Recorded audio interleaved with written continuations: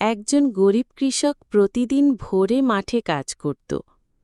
কষ্টে সংসার চললেও সে হাল ছাড়েনি।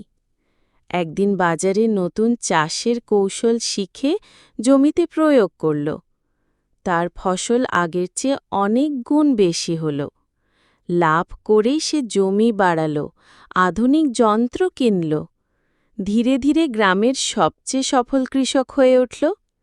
একসময় শহরে নিজস্ব ব্যবসাও শুরু করল। যিনি একসময় ধান কাটতে চাইতেন, তিনি হয়ে গেলেন ধান বিক্রির মালিক। তার পরিশ্রম ও ধৈর্যই তাকে গরিব থেকে বড়লোক বানাল।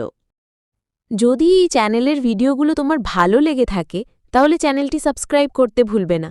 ভিডিওতে লাইক, কমেন্ট আর শেয়ার করো যাতে তুমি নিত্য নতুন মজাদার ও শিক্ষণীয় ভিডিও সবসময় পেতে পারো।